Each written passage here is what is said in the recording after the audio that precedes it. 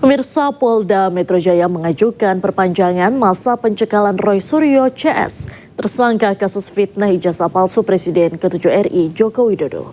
Pencekalan ini dapat diperpanjang menjadi 6 bulan.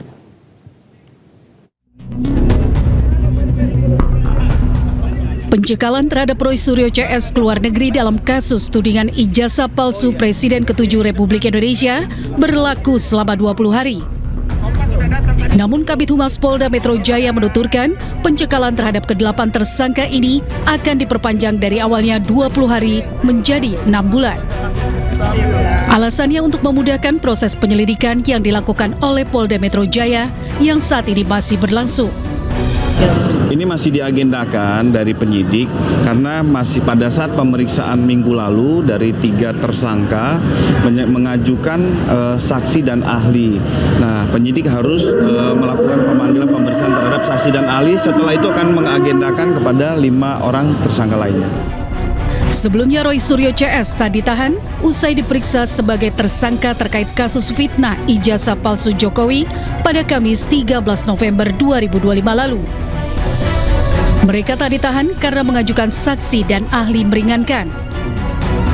Dari Jakarta, Rani Sanjaya, iNews melaporkan.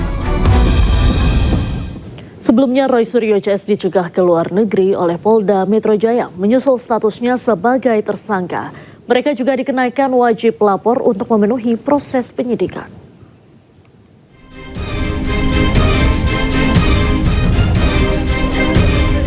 Polda Metro Jaya mencegah seluruh tersangka kasus tudingan ijazah Joko Widodo ke luar negeri.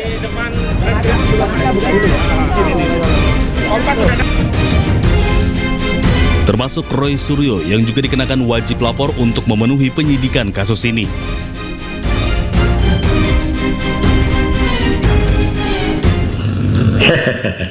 Ya, saya sih senyum saja ya menjawab adanya statement bahwa kami itu dicekal, ya gitu. Nggak apa-apa, ya toh sudah selesai, udah pulang dari Sydney, Australia, dan bahan-bahan semuanya sudah komplit untuk pembuatan yang black paper itu.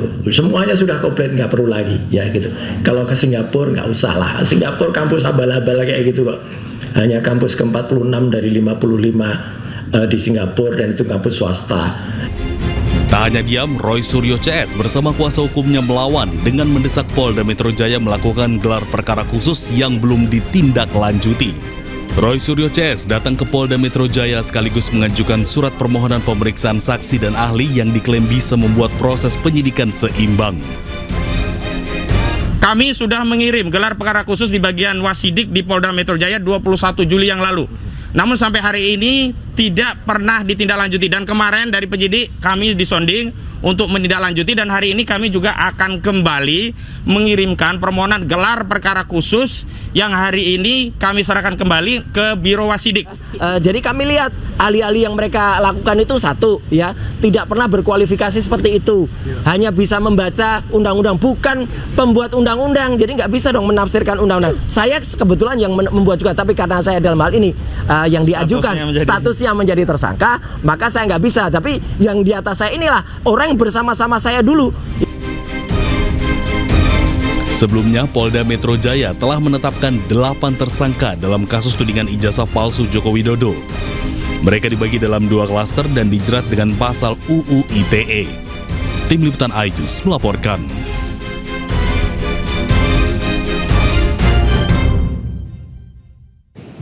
Pemirsa, Presiden ke-7 Republik Indonesia Joko Widodo terus dihantam isu soal keaslian ijazah. Direktur Eksekutif Median Riko Marbun mengatakan bila dikelola dengan baik, popularitas Jokowi bisa dinikmati tokoh yang dekat dengannya.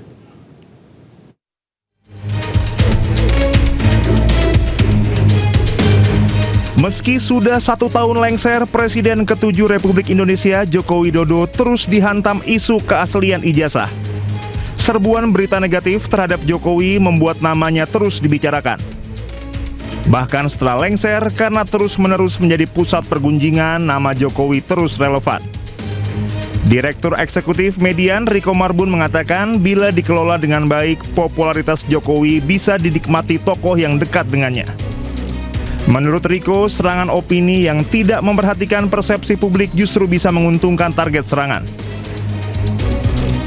Survei Median menemukan hanya belasan persen yang percaya ijazah Jokowi palsu dan isu ijazah ini bukan isu penting bagi mayoritas publik.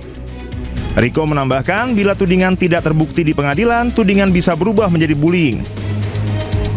Artinya Jokowi dipersepsi menjadi korban dan simpati publik akan berlipat.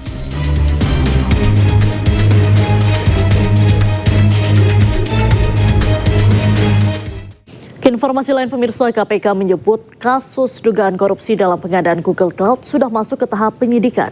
Mantan Menteri Pendidikan, Kebudayaan, Riset, dan Teknologi Nadiem Makarim berpotensi akan ditetapkan sebagai tersangka oleh penyidik. Berdasarkan keterangan PLT Deputi Penindakan dan Eksekusi KPK, Asep Guntur Rahayu menyebut status Nadiem bakal sama seperti kasus dugaan korupsi pengadaan laptop Chromebook yang ditangani Kejaksaan Agung. Perkara Google Cloud ini telah naik ke tahap penyidikan oleh KPK, namun pihaknya akan melimpahkan perkara ini ke Kejaksaan Agung. Pasalnya, kasus yang menyeret Nadiem memiliki irisan dengan kasus dugaan korupsi dalam pengadaan Chromebook yang diusut Kejaksaan Agung. Dalam hal ini KPK telah berkoordinasi dengan Kejaksaan Agung untuk menyerahkan perkara. Jadi perkaranya sudah selesai, sudah diekspos untuk naik ke penyidikan. Makanya dibilang itu akan kata Pak Ketua kan akan diserahkan gitu. Jadi prosesnya nanti setelah ini dinyatakan naik ke penyidikan, kemudian saat penyerahannya itu pada saat penyidikan. Sudah penyidikan, nanti dibuka, terus nanti kita serahkan. Tentu yang diserahkan apa kan gitu. Kan Bapak belum. Warga aing diberekakan ku sahariat teh kan lain gratis ieu. Nang pangmulikeun pamarentah singka bener sia baroga dapur. Teu layak. Inilah video viral seorang warga yang memprotes menu makan bergizi gratis di SDN Cimayang 4, Kecamatan Pamijahan, Kabupaten Bogor, Jawa Barat. Pria ini marah-marah dan menilai menu tersebut tidak layak dikonsumsi anak-anak. Terlihat menu makan bergizi gratis ini terdiri dari nasi, sayur toge, kacang merah, ikan filet, serta buah anggur. Penerima manfaat bantuan orang tuanya manggil ke saya, bilang layak apa enggak menurut Pak RT. Kata saya jangan bilang ke saya, yang menerimanya menurut di situ layak apa enggak. Kalau menurut saya enggak layak ini, terkaitnya sayurannya udah, makanannya udah pada basi, katanya jadi gini-gini.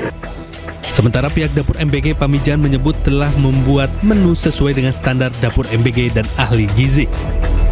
Pihak sekolah tidak ada mengeluhkan makanan itu basi. Menurut ahli gizi yang bertugas di SPPG tersebut sudah memenuhi gizi, Pak. Itu bisa dicek lah kadar gizi kacang itu berapa, terus kalori dari ikan itu gizinya apa aja bisa dicek di itu semua. Buntut video viral ini, kedua belah pihak pun telah dimediasi. Sementara pihak dapur MBG Pamijahan berjanji akan memperbaiki layanan bagi 3.100 penerima manfaat di wilayahnya. Dari Bogor, Jawa Barat, Wildan Hidayat, iNews melaporkan.